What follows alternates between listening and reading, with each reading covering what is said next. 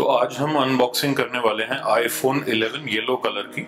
और ये मैंने कल 17 जून को परचेज किया है और आईफोन SE के ऊपर इसको चूज किया है। इवन दो आईफोन SE में सेम A13 बायोनिक प्रोसेसर आता है, मगर उसकी जगह मैंने इसको चूज किया है और उसका रीज़न मैं आपको अभी बताऊंगा। बट फिलहाल इसको पहले अनबॉक्सिंग कर लेते हैं और देखते हैं कि येलो कलर में इंडियन यूनिट किस तरह से बाहर निकलता है। तो जब हम अनबॉक्स करने चले हैं इसको, तो एक बड़ा सिंपल सा ये टैब दिया हुआ है एप्पल ने। इसको आप पुल करेंगे करके आप इसको खोल सकते हैं। अब इस प्लास्टिक को हटाते हैं और जो है पहली बार ये आईफोन दुनिया देखेगा मैन्युफैक्चरिंग छोड़ने के बाद। तो इसके बॉक्स को हल्के से लेफ्ट करते हैं और आप देख सकते हैं हमारे पास आ गया है येलो कलर में आईफोन 11 128 GB। अब यहाँ पे भी आप इसको उठाने के लिए एक बहुत ही अच्छा सा टैब दिया हुआ है, तो आप उसको उठा के इसे हाथ में ले सकते हैं। तो आप देख रहे हैं बहुत ही अच्छी पैकेजिंग है एज़ यूजुअल। और जो है इसको लेने का इस कलर में एक ही रीज़न था कि ये जो इसका गोल्डन जो ये साइड का एल्युमिनियम मिलता है, ये बहुत ही प्रीमियम फिनिश देता है। और जो है वाइट और ब्लैक फ़ोन्स ले लेके मैं बोर हो गया था, तो मैंने सोचा इस बार एक थोड़ा सा अलग कलर ट्राई करते हैं। तो आप देख सकते हैं कि ओवरऑल इसकी जो लुक है बड़ी ही कमाल की है। अगर आप ये कलर चूज़ करते हैं, इवन दो ये इतना ईजीली अवेलेबल नहीं है, तो आपको इसमें कोई डिसअपॉइंटमेंट नहीं होगी। आपको ये कलर बहुत पसंद आएगा। ये वापस से लाइटनिंग पोर्ट में है, वो एक थोड़ा सा बैकवर्ड या रिग्रेसिव स्टेप कह सकते हैं। अब तक USB-C आ जाना चाहिए था, पर उस बारे में बाद में बात करेंगे। फ़िलहाल इसको साइड में रखते हैं। और जो है इसके अलावा बॉक्स में आपको एज़ यूजुअल जो एप्पल देता है डॉक्यूमेंटेशन, इसमें आपको एक वेलकम का छोटा सा पैकेज मिलता है, हेलो लिखा है। फिर आप जो है क्विक इंस्ट्रक्शंस हैं आपको समझाने के लिए कि iOS कैसे काम करता है, फेस ID कैसे काम करता है, साइड बटन, कंट्रोल सेंटर। तो जिसके लिए iOS नया है, आईफोन नया है, उसके लिए एक अच्छा स्टार्टिंग पॉइंट है। तो एक वेलकम किट है, सिम इजेक्टर आपका टूल आ जाता है इसमें। और इसके अलावा ये कुछ सेफ्टी इंस्ट्रक्शंस हैं और रेगुलेटरी इंफॉर्मेशन है। SAR वैल्यू ये दिखा रहा है 1.18 वॉट पर kg, ये इसकी SAR वैल्यू है। IPhone model 8221। और इसके अलावा आपको एप्पल स्टिकर्स मिलते हैं, तो अगर आप इस चीज़ में इंटरेस्टेड हैं तो आपको ये भी मिलेगा इसमें। और इसके अलावा फिर आपको इसमें ईयरपॉड्स तो मिल ही जाते हैं। ये जो ईयरपॉड्स लाइटनिंग कनेक्टर के साथ आपको मिलते हैं, और ये कई सालों से, एटलीस्ट आप लगा लीजिए जब से कि इन्होंने हेडफोन जैक बंद किया है, तब से यही मॉडल आईफोन्स के साथ आ रहा है। बल्कि अभी न्यूज़ कह रहे हैं कि ये अगले आईफोन में ये चीज़ आपको नहीं मिलेगी, आईफोन 12 ऑनवर्ड्स ये आपको नहीं मिलेगा। इसका रीज़न ये है कि आजकल वायरलेस एयरपॉड्स और एयरपॉड्स प्रो काफ़ी पॉपुलर भी हो गए हैं, और एप्पल के लिए एक नई रेवेन्यू स्ट्रीम बनाने का एक बहुत अच्छा तरीका है। तो वो भी एक रीज़न है। इसके अलावा आपको ये standard lightning to USB-A charger cable मिलता है। मैं ये कभी यूज़ नहीं करता। मेरे पास एक वायरलेस चार्जर है जो मुझे S8 Plus के साथ मिला था, उसी से मैं अपने अब तक सारे फ़ोन्स चार्ज करते आया हूँ, एक्सेप्ट एक OnePlus 6 लिया था जिसमें वायरलेस चार्जिंग फीचर नहीं था। तो ये ऐसे ही रहेगा इस बॉक्स में जब तक कि मैं इसको बेच नहीं देता। इसके साथ ये 5 वॉट चार्जर आता है। इस बारे में तो कई बातें आप सुन चुके हैं कि कितना डिसअपॉइंटिंग है और मतलब बहुत स्लो चार्ज करता है। पर एक बात आपको कह देता हूँ कि इस फ़ोन के साथ इसका कॉम्बिनेशन बहुत बढ़िया भी है एक तरह से।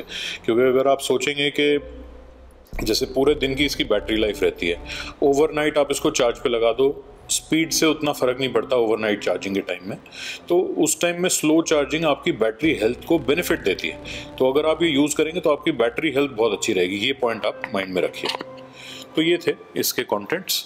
और जो है इसके अलावा पहला काम जो आपको करना चाहिए वो ये है कि इस पर स्क्रीन प्रोटेक्टर लगाना चाहिए। तो अगले स्टेप में वो देखेंगे कि इस पर स्क्रीन प्रोटेक्टर कैसे लगाया जाए। तो फ़ोन लेने के साथ ही मैंने ये स्पिगेन का glass EZ fit screen protector ले लिया है। ये एक इजी और परफेक्ट ट्रे के साथ आता है जो कि आप इस फ़ोन के ऊपर रख देंगे और उसको यहाँ से प्रेस करेंगे, 30 सेकंड के बाद ये अपने आप इंस्टॉल हो जाएगा। और इसकी सबसे बड़ी खासियत ये है कि इस जो ट्रे की शेप है ये एग्जैक्टली iPhone 11 या NR के हिसाब से बनी है, तो आप इसमें गलती नहीं कर सकते। काफ़ी टाइम आपको जो है स्क्रीन प्रोटेक्टर लगाना काफ़ी मुश्किल काम होता है, या तो आपको प्रोफेशनल से लगाना पड़ता है या आप खुद लगाते हैं तो उसमें बबल्स बच जाते हैं। तो इस चीज़ से ये काफ़ी आसान प्रोसेस हो जाता है थ्योरी में। अभी लगा के देखते हैं, बाकी पता लग जाएगा कि कितना आसान है। तो इसको भी खोलते हैं, देखते हैं इसके कंटेंट्स क्या हैं। और ये 2 पैक है, तो इसमें जो है 2 आपको मिलते हैं। ये अराउंड 900 रुपीज़ का अमेज़ॉन से मैंने ऑर्डर किया है। अगर आप चाहें तो मैं लिंक डिस्क्रिप्शन में डाल दूँगा। इसके भी 2 वेरिएंट्स आते हैं। एक वेरिएंट है जो कि आपके फेस आईडी सेंसर और कैमरास को कवर कर देता है, और एक ये है जो जिसमें कटआउट आता है, तो उसमें आपको उनको सेंसर्स को कवर नहीं करता। अब ये चीज़ तो थोड़ा सा टेस्ट करने के बाद ही पता चलेगी कि कौन सा मॉडल इनमें से बेटर है, बट फ़िलहाल देखते हैं इसका जो एप्लीकेशन प्रोसेस है वो कैसा है। ये आप यहाँ देखेंगे तो इसमें आपको इंस्ट्रक्शन बुकलेट मिलती है, क्लीनिंग वाइप्स दिए हैं। पहली चीज़ है कि इस पे से इस साइड पे से ये फिल्म हटानी है। ये जैसे ही आप हटाओगे तो इसकी एडहेसिव या इसका जो गोंद है वो निकल आएगा, फिर आपको सीधा लगाना है। उस स्टेप के बीच में कोई ज़्यादा उसको हवा नहीं लगने देनी। तीसरी चीज़ ये, इसको उल्टा करके आईफोन के ऊपर ऐसे रखना है। और जो है चौथी चीज़, इस बने हुए स्लॉट में से आपने उंगली से इसको प्रेस करना है इस डायरेक्शन में, और जो है उसके बाद आप ये होल स्टिकर हटा दीजिए और उससे ये पूरा का पूरा जो ट्रे है ये निकल जाएगा। और फिर प्रोटेक्शन फिल्म हटाते ही आपको जो है परफेक्ट फिट हो जाएगा। और ये भी लिखा है कि अगर कोई बबल्स रह जाते हैं तो ये स्क्वीजी दिया हुआ है, इससे आप उसको निकाल सकते हैं। तो देखते हैं ये प्रोसेस कैसा रहता है। और मैंने अभी तक इसका ये जो प्रोटेक्टिव कवर आता है ये निकाला नहीं है, ताकि जब लगाने जाएं तो होपफुली इसमें डस्ट नहीं होगी, और जो है उसको इमीडिएटली एकदम से अप्लाई कर देंगे तो उससे नए के नए में सारी बात हो जाएगी। अब इसके अलावा अगर सपोजिंग आपका एग्जिस्टिंग फ़ोन है, आप चेंज कर रहे हैं, या इवन इसमें भी अगर मुझे दिखता है कि कोई डस्ट है, तो उसके लिए हमारे पास यहाँ पे स्टिकर्स हैं, डस्ट रिमूवल स्टिकर्स हैं, और माइक्रोफाइबर क्लॉथ है। और इसके अलावा ये lens and screen cleaning wipe मिले हैं इसके साथ, तो ये भी हम यूज़ कर सकते हैं। अभी देखेंगे उसका कंडीशन कैसा है उसके डिपेंडिंग। ये छोटा सा डायग्राम बनाया हुआ है, इसमें दिखा रहे हैं कि एयर बबल्स हैं, तो इस स्क्वीजी को प्रेस करके और फिर आपने निकाल लें। तो आइए पहले तो अपनी अनबॉक्सिंग कंप्लीट करते हैं। काफ़ी सिंपल है। ये उतर गया आईफोन का फ्रंट कवर, और मुझे इसमें बिल्कुल भी डस्ट नहीं लग रही है, तो इसको एज इट इज़ लगा देते हैं। सबसे पहला स्टेप, रिमूव फिल्म। तो ये हमने इस पे से फिल्म रिमूव कर दी। अब हमें ज़्यादा टाइम नहीं लगाना है, बाकी चीज़ों को साइड में करते हैं और आईफोन के एग्जैक्टली ऊपर इसको रख देते हैं। अब आप देख रहे हैं, अगर आपको कैमरा में दिख रहा होगा कि अपने आप जो एयर गैप है वो ख़त्म होते जा रहा है। अब उसके बाद यहाँ से प्रेस करना है इसको इस तरफ।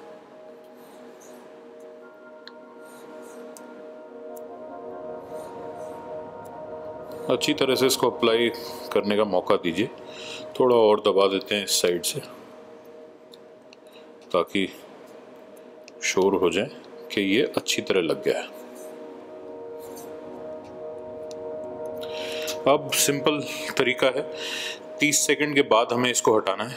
तो अब 30 सेकंड हो चुके हैं, तो अब टाइम आ गया इसके इस स्टिकर को हटाने का। तो देखते हैं ये कैसा रिजल्ट रहेगा। तो इसको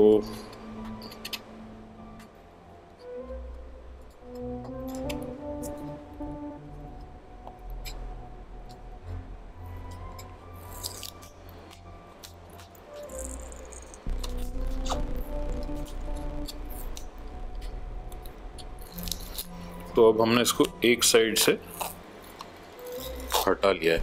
अब इससे क्या होगा कि ये जो केस है और जो आपका स्क्रीन प्रोटेक्टर का प्रोटेक्टिव फिल्म है उससे ये आपस में अलग हो गए। तो अब इसको हम अलग कर लेते हैं। ठीक है, तो अब ये जो है आपका ट्रे अलग हो गया और सिर्फ ये प्रोटेक्टिव फिल्म रहेगी इस पे। तो मुझे इस साइड में थोड़ा सा बबल नज़र आ रहा है, तो इसको हम स्क्वीजी से कर लेते हैं। बाकी जैसे मैंने कहा कि एक्चुअल में तो ये स्टेप बाद में करना चाहिए क्योंकि तभी पता चलेगा, पर आई गेस अगर आप स्क्रीन प्रोटेक्टर को स्क्रैच ना करना चाहें तो ये पहले करने की कोशिश कर सकते हैं। तो आइए अब इसकी प्रोटेक्टिव फिल्म को हटा के देखते हैं कि किस तरह का एप्लीकेशन हुआ है। ठीक है, तो अब ये थोड़ा सा यहाँ पे इस पोर्शन पे नज़र आ रहा है हमें, तो स्क्वीजी यूज़ करते हैं और होपफुली हम इस बबल को हटा सकेंगे। जो फिट है वो बड़ा ही कमाल का है, आप देख रहे हैं, इसमें आप गलती तो कर ही नहीं सकते। पोजीशनिंग तो कमाल की है, बट मेरे केस में यहाँ पे एक छोटा सा एयर बबल अभी भी है, तो इसको थोड़ा सा मैं वर्क कर रहा हूँ, होपफुली ये ख़त्म हो जाएगा।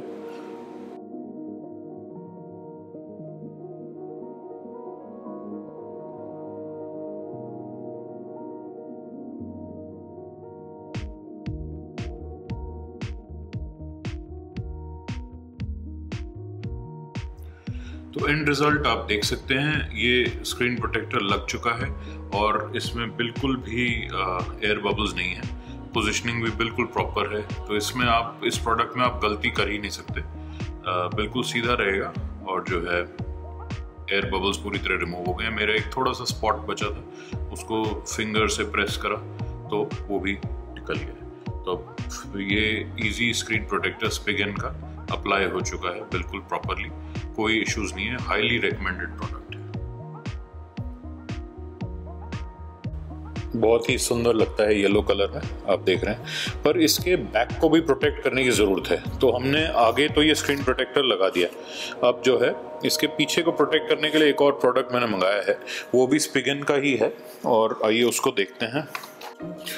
तो वो ये है स्पिगन का सिलिकॉन केस ब्लैक कलर में। ये अगेन आपको अमेज़ॉन से मिल जाएगा, 1100 रुपये के आसपास इसकी प्राइस है। और जो है ये फेल्ट लाइंड है, तो आपके पीछे आपके जो आईफोन को पीछे से भी प्रोटेक्ट करता है। तो देखते हैं इसकी फिट कैसे बैठती है। बॉक्स के अंदर आपको ये कुछ इस तरह से पैक मिलता है, एक बार आप निकाल लें तो आपको दिख जाएगा।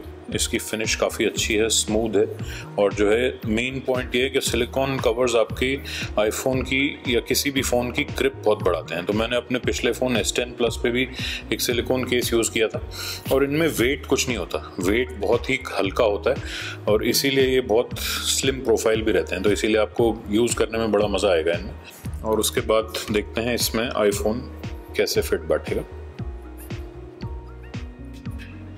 इसको इस साइड से एंटर करने की ट्राई करते हैं, ताकि यह एक्चुअली दोनों साइड से ही एंटर करना पड़ेगा। बटन्स को अलाइन कर दिया और दैट्स इट, अभी हो गया फिट।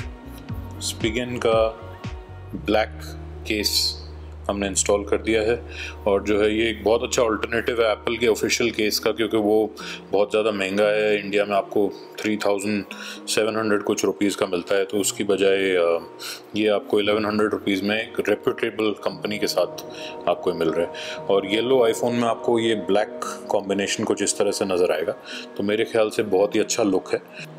बहुत सारे वीडियोज़ हैं YouTube पे, अगर आपको सेटअप देखना है तो आप उनमें देख सकते हैं। तो खैर मैं इसको सेटअप करूँगा, और जो है मेरे पर्सनल यूज़ का आईफोन है, ये कोई रिव्यू यूनिट नहीं है।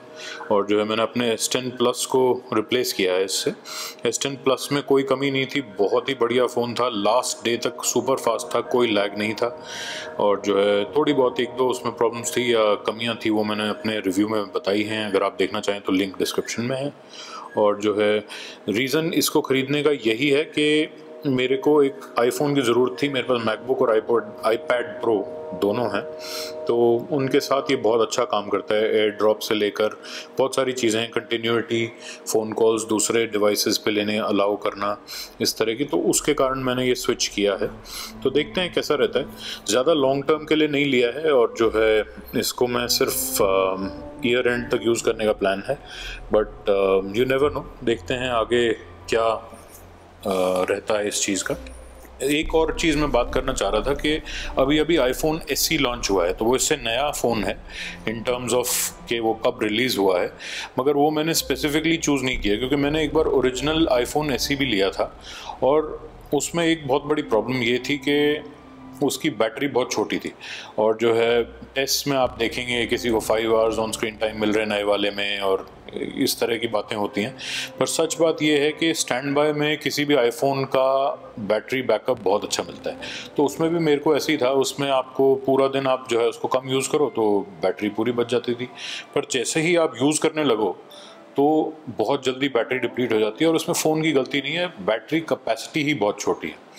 तो इसीलिए मैंने वो इस बार चूज़ नहीं किया। प्लस जो है इसमें होम बटन मिलता है और इसमें आपको जो है फेस आईडी मिलता है।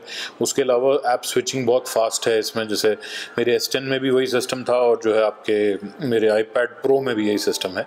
तो मेरे को एक तो टच आईडी नहीं चाहिए था, अगर वो दोनों दे दें अगले किसी फ्यूचर आईफोन में तो वो शायद परफेक्ट सोल्यूशन हो जाए, बट वो बात की बात है। उसके अलावा एक और रीज़न ये है कि जैसे मैं आईफोन XR की तरफ भी काफ़ी अट्रैक्ट हुआ था। वो सिर्फ 9,600 रुपये 128 GB कॉन्फ़िगरेशन में आईफोन SE से ज़्यादा महंगा था, मगर फिर बात ये आ जाती है कि वो 2018 का रिलीज़ है, ऑलरेडी उसको 2 साल हो गए हैं मार्केट में आए हुए, तो जून 2020 में उसको ख़रीदना इतना सेंस नहीं बना रहा था। इसमें एक ये एडिशनल कैमरा आपको मिलता है, कैमरास की परफॉर्मेंस माइंड बॉगलिंग है, उससे काफ़ी बेटर है, ये मैंने पढ़ा है रिव्यूज़ में और मैं वो टेस्ट भी करूँगा। तो इसमें और आईफोन XR में कोई 14,800 रुपये का डिफरेंस है। पर अगर आप जैसे नो कॉस्ट EMIs पे ले रहे हैं या फिर थोड़ा सा लंबा रखने के लिए ले रहे हैं तो मेरे ख्याल में ये इस साल इस टाइम पे ज़्यादा सेंस बनाता है आईफोन XR के मुकाबले। ऑफ कोर्स अगर आपका बजट बहुत लिमिटेड है तो फिर आप सोच सकते हैं आईफोन XR के बारे में।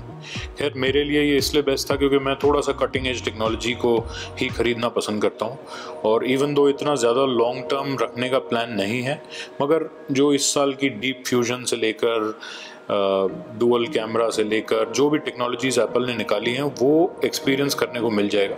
तो हाँ, लुकिंग फॉरवर्ड टू इट। देखते हैं, बाकी एक बार एक्सपीरियंस करके आपको ज़रूर बताएंगे कि किस तरह का इसका एक्सपीरियंस है।